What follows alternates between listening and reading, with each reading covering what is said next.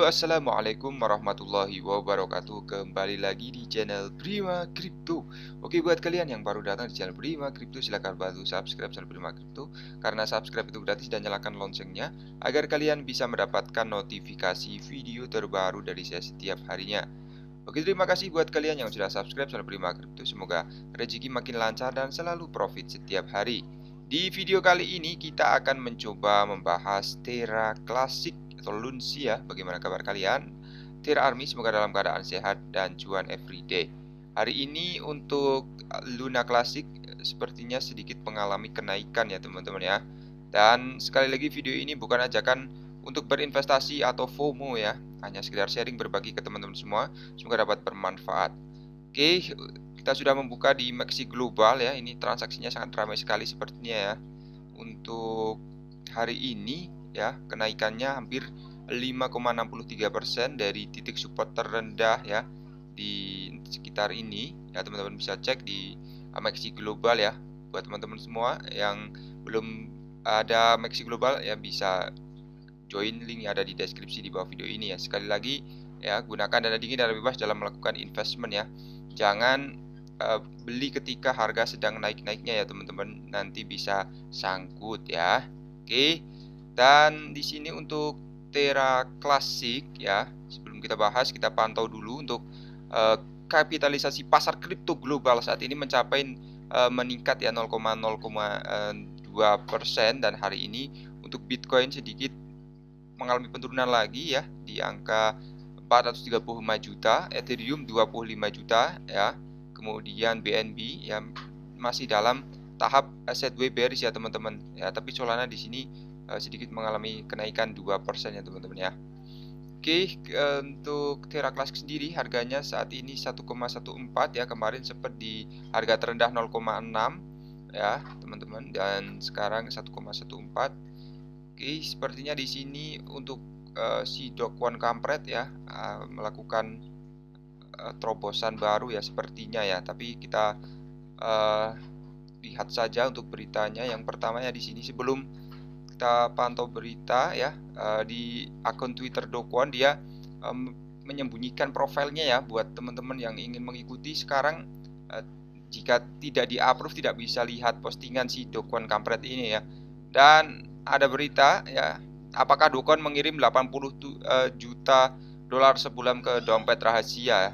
Jadi Do Kwon Terra tampaknya berada dalam masalah yang lebih besar karena Komisi Sekuritas dan Bursa Amerika Serikat dilaporkan telah menangani kegiatan pencucian uang Do Kwon. Badan tersebut juga telah meluncurkan penyelidikan untuk menanyakan tentang jatuhnya Terra yang tiba-tiba. Dan sesuai laporan oleh kantor berita Korea Selatan, Never dan CTBC, Komisi Sekuritas dan Bursa Amerika Serikat baru-baru ini melakukan survei video jarak jauh terhadap beberapa desainer utama Terra dan berfokus pada penyelidikan tentang struktur desain Terra yang buruk. Never menyatakan bahwa CTBC ya sebelumnya telah melaporkan dan memprediksi jatuh dan runtuhnya ekosistem Terra, tetapi menyoroti bahwa mereka diabaikan. Kemudian SEC dilaporkan telah menangani dugaan aktivitas pencucian uang Do Kwon. Jadi Komisi Sekuritas dan Bursa Amerika Serikat dilaporkan menemukan situasi di mana 80 juta dolar atau sekitar 100 miliar won dana perusahaan setiap bulan dikirim ke dompet yang berbeda untuk biaya operasional. Ini dilaporkan terjadi beberapa bulan sebelumnya, runtuh sebelum. Jadi JTBC melaporkan bahwa SEC telah mengamankan pernyataan internal yang mengungkapkan bahwa dana mengalir ke lusinan dompet cryptocurrency. Salah satu informan kunci internal mengatakan bahwa Do Kwon belum menerima pembayaran resmi dari perusahaan ya.